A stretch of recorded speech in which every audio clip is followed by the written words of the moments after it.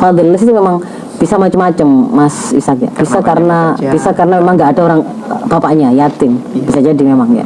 Maka kalau dalam Islam itu anak yatim tidak harus dia kehilangan sosok bapaknya, karena pada waktu anak itu yatim gitu kan ya, dia itu kan ada mekanisme wali yang susunannya siapa yang menjadi penanggung jawab sang anak itu tadi, itu sudah jelas dalam Islam.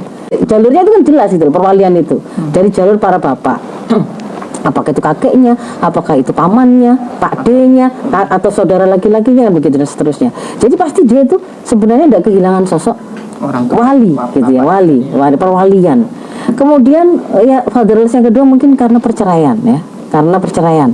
Nah, harus dipahami, ini kan juga banyak fenomena ini. Suami-suami yang kemudian bercerai dari istrinya. Lalu ada yang terbaru kan, misalkan karena bercerai lalu sang istri membuka cadar karena harus menghidupi anak-anaknya. Nah, saya tidak bahas tentang membuka cadarnya, tapi kalimat dia harus menghidupi anak-anaknya. Sebenarnya itu menunjukkan bahwa ada yang kurang tepat di situ. Bapaknya itu meskipun dia bercerai dengan ibunya, dia tetap anak itu tadi tetap anak bapaknya gitu, tetap punya kewajiban dia melakukan pendidikan, pembinaan, termasuk nafkah, tetap. Jadi nggak hilang.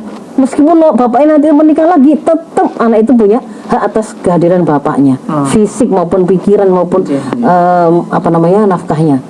Kemudian kalau fatherless yang ketiga mungkin LDR ya, fenomena LDR. Orang bapaknya kerja di luar kota, di luar negeri dan seterusnya. Nah, ini ada bahasan panjang tersendiri. Meskipun LDR ya, ada contoh yang sangat bagus itu kan yang dilakukan oleh Nabi Ibrahim dengan Nabi Ismail. Itu LDR, bapak yang LDR. Tapi meskipun LDR, beliau bagaimana? Kita bisa belajar dari Nabi Ibrahim. Kurang sibuk apa toh?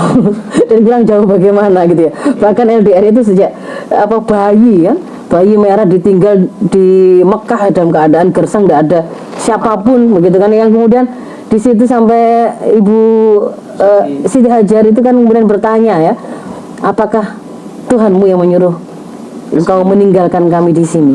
Ketika kemudian dijawab iya, sudah nggak bertanya lagi. Nah, itu di situ di antara pelajaran kalau LDR para bapak itu memang ada catatan-catatan yang harus Anda pastikan. Catatan pertama yang kemudian harus Anda siapkan dan pastikan itu adalah Anda meninggalkan anak-anak itu dengan istri yang dia punya kuah ruhiyah, kekuatan spiritual, akidah yang kokoh. Ya kayak tadi itu Ibu Hajar tadi. Sebenarnya kalau secara naluriah gitu ya, nggak salah meninggalkan kita itu kayak gitu ya. Sebenarnya begitu kan ya, yang bisa drama lah kalau para cewek itu kemudian mau menggambarkan situasinya itu.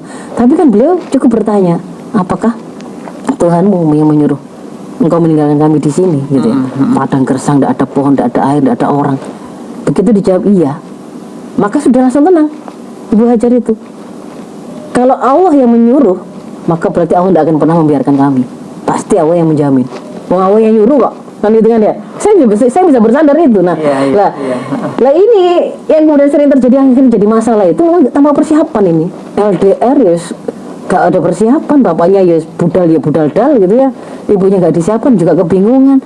Mereka akhirnya tidak semata-mata bermasalah pada anak-anaknya, relasi mereka sendiri akhirnya bermasalah gitu loh. Ya, jadi itu mungkin dibahas tersendiri Mas Ishak kalau untuk yang LDR itu. Kemudian yang berikutnya itu adalah karena memang dia punya orang tua yang istimewa. Ya, istimewa itu gini ya, harus diakui ada di tengah-tengah masyarakat itu orang-orang yang profilnya, kapabilitasnya, keterampilannya, ilmunya itu jarang yang punya, dan dibutuhkan oleh banyak orang gitu. Banyak orang, misalkan dia itu pakar bedah, konsultan khusus saraf anak, se-Indonesia mungkin jumlahnya cuma berapa orang kan begitu. Dan itu akhirnya kalau misalnya ada kasus seperti itu yang butuh misalkan penanganan itu, operasinya bisa sampai belasan jam, ya mau tidak mau pasti memang mengurangi waktu kan gitu ya. Ada orang yang saya bayangkan kalau misalnya seperti ulama-ulama besar gitu ya, yang itu umat itu banyak datang kepada mereka untuk bertanya persoalan-persoalan mereka yang macam-macam ya, yang mereka itu ingin diajari ya. Bagaimanapun juga pasti profil-profil yang dibutuhkan oleh banyak orang ini juga bisa jadi memang harus berbagi betul waktu yang mereka punya dengan umat. Kita ada pada posisi yang ternyata Allah istimewakan dengan kita terpilih menjadi orang yang seperti itu, yang dibutuhkan, yang seperti itu. Maka ketika keluar dan memenuhi amanah itu tadi, ya pastikan dalam keadaan ikhlas dengan amal itu. Memang kita lakukan dengan, kan tetap menyita waktu kita, tetap menyita fisik kita, energi kita, perhatian kita. Berarti ketika melakukannya, sekalian jadikan itu amal solih gitu loh. Sekali sebagai jadikan amal solih berarti harus pastikan itu sesuai dengan syariah, dan kemudian pastikan kita ikhlas melakukannya, supaya kemudian kalau jadi amal soleh kita bisa menyebutnya itu, bisa menjadi wasilah kita meminta kepada Allah kan, agar Allah kemudian mengembalikan amal soleh kita tadi itu ketika diterima oleh Allah, dikembalikan menjadi kebaikan untuk anak-anak kita. Mungkin kita minta anak-anak kita dimudahkan, dipertemukan dengan guru-guru yang soleh yang bisa mengcover kekurangan kita dan seterusnya. Itu seperti itu. Biasanya kalau memang seperti ini ya, memang orang yang soleh yang benar, dia akan anak-anaknya juga soleh gitu, dan akan dimudahkan oleh Allah bertemu dengan mereka-mereka yang akan mengajar dan menggantikan kelemahan-kelemahan mereka gitu loh. Beda dengan kalau yang ngadi-ngadi, sibuknya itu sebenarnya ya nggak terlalu gitu ya. Nah ini yang berikutnya, yang sibuk kerja, semata-mata sibuk kerja. Kalau sibuk kerja saja hanya untuk cari nafkah, sak jongkir walimu gitu ya, kaki jadi tangan jadi kaki, kepala jadi sembarang lah gitu. Kalau kemudian ujungnya itu hanya nyari materi, apa segitunya gitu yang dibutuhkan oleh anakmu, sampai kemudian tidak sempat ngecek dia ngerti sholat, dia ngerti mandi besar apa enggak, sesibuk apa. Kita itu punya kesempatan mendidik mereka itu hanya sebentar saja kok. Yang terakhir ini yang paling parah itu orang tua yang, kenapa ada fatherless, orang tua yang ada dan tidak adanya itu sama saja, ini dia ada gitu ya di rumah terus ya, nggak kerja, nggak ngapain, ngegame saja gitu ya, mau tobat gitu, nah segera tobat itu.